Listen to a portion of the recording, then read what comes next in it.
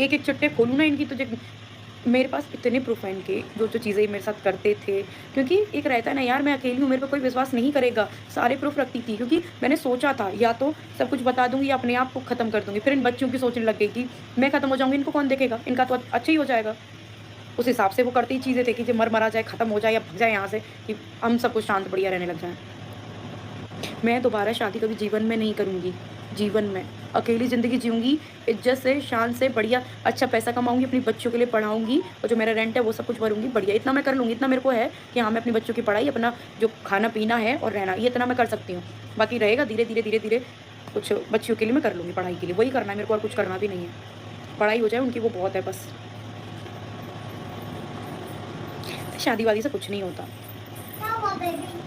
बहुत मेरी ज़िंदगी आबाद हो गई देख ली, और ये कोई खेल नहीं है। सूरज जी ने नीतू का क्यों बोला था? मतलब नीतू भाभी का इसलिए बोला था कि मतलब उस टाइम पे थोड़ी-सी मतलब घर में झगड़ा कुछ हो गया था, मुझे नहीं याद उस टाइम का। तो तब बोल रहे थे कि नीतू मत समझना, कुछ ऐसे करके कि नीतू का तेरे घरवाले सहन कर लेते, मैं तेरा सहन नहीं करूँगा। मतलब मेरे घर में नीतू भाभी ने कुछ बोला होगा, तो बोला कि वो लोग सहन कर लेंगे, मैं नहीं करूँगा तेरा सहन। ऐसे वो क्या, कोई भी लड़ाई होती थी तो गले मुद्दे, मतलब ऐसे तेरे घरवाले, तेरी भाभी, तेरा भैया, मैं उनकी जैसे सहन नहीं कर सकता, मैं ये हूँ, मैं वो हूँ, पावर, गला दबाना, मेरा सर मारना दीवालों में, ऐसे करते थे। और फिर वो नीचे से आके फिर मम्मी-पापा बचाने तक नहीं आते थे बिल्कुल भी। फिर बोलते इतना वो करती है, इसकी माँ की चलती है, मतलब हर एक बात पे लड़ाई करवाते थे, हर एक बात पे।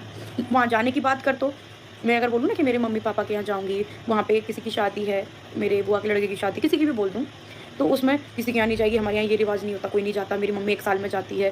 किसी भी चीज़ की छोटी से मोटी, अब मेरी पढ़ाई की बात थी, मैंने आप लोगों को काफ़ी टाइम बाद बताई है कि जब मेरी शादी हुई थी ना, तब मेरी एज थी 18 साल।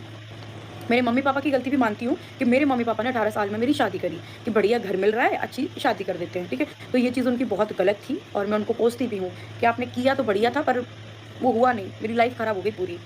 तो मेरी शादी हुई तब बोलते थे, "हमारे घर में तो बेटी नहीं है, हम आपकी बेटी को पढ़ाएँगे।" सब कुछ बढ़िया-बढ़िया बातें करते थे। और दादाजी बोलते थे कि हमने तो अपनी बेटी को भी पढ़ाया है। मेरी जो बुआ सासू माँ हैं, उन्होंने एमबीए वगैरह कर रखी है उस टाइम पे, तो मेरे पापा को भी लगता था कि नहीं यार, अच्छा घर है और बार-बार ऐसे रिश्ते नहीं आएँगे और मेरी बेटी अच्छी पढ़ाएँगे, लेकिन सारी चीज़ें। फिर उन्होंने दहेज माँगा, तो हमारी जो शादी थी वो 15, 16, 18 लाख पता नहीं जितनी ऐसी थी, वो सारी चीज़ें हैं हमारे पास।